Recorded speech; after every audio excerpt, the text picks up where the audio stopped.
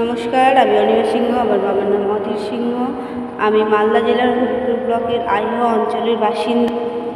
আমি এসএনআর ব্যবসায়িক জীবনের অধীনে গ্রাম পঞ্চায়েত রিলেশন এক্সিকিউটিভ মার্কেটিংয়ের জন্য একটি আবেদন করেছিলাম অফিসার পদে।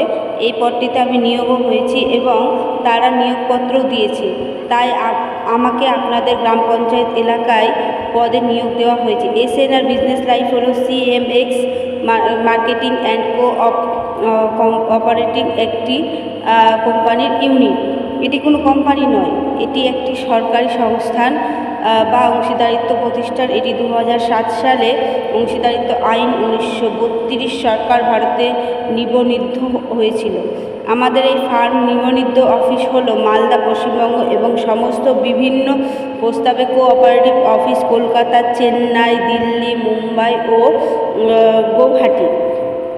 এই ফার্মটি ভারতের বিভিন্ন সামাজিক অর্থনৈতিক উন্নয়নের ইস্যুতে এই ফার্মটি stand up economic grow up 2024 নামে প্রকল্পটি কাজ শুরু করেছে। এই প্রকল্প ফার্মটির মাধ্যমে দুইটি ভাগ করা হয়েছে।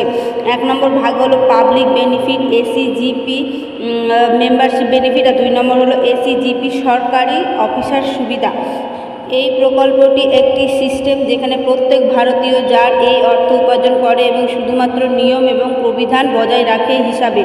প্রথমে লোকেরা মনে মনে ভেবেছিল যে আগামী 14 মাসের মধ্যে 15 লক্ষ টাকা ইনকাম করতে চায়, আমরা তাদের খুঁজে বের করব।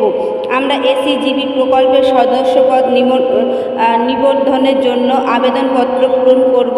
তাদের আবেদন কোড পাওয়ার পর তারা আদালতের সংশ্লিষ্ট আইনজীবীর কাছ থেকে তাদের সংরক্ষিত নথি যাচাই করার জন্য যোগ্য কিনা সেটা দেখা হবে এবং ডকুমেন্ট ভেরিফিকেশনের সম্পূর্ণ করার জন্য প্রত্যেক সদস্যকে অনলাইন ইকোনমিক্স গ্রোথ ক্লাসে যোগদান করতে হবে। এই প্রকল্পের অধীনে প্রত্যেকটি ভারতীয় মূলত গ্রামীণ মানুষ পরিবার যারা 14 মাসের মধ্যে 15 লক্ষ টাকা ইনকাম করতে চায় এবং তাদের আয়ের উন্নতি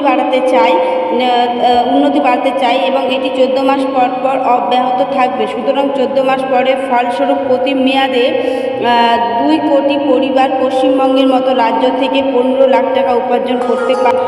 এবার আমরা বলবো এসিজিপি সরকারি অফিসের সুবিধা, গ্রাম পঞ্চায়েত অফিস এবং অন্যান্য অফিসের সুবিধা এবং অসুবিধা। এসিজিপি গ্রাম পঞ্চায়েত কর্মীর সুবিধাভোগীরা প্রায় 10 লক্ষ টাকা উপার্জন করবে। এর সঙ্গে প্রধান, উপপ্রধান এবং রাজনৈতিক দলের শাসক, বিরোধী রাজনৈতিক দলের সেক্রেটারি, সুবিধাভোগী তহবিল প্রত্যেকেই 10 লক্ষ টাকা করে উপার্জন করতে পারে।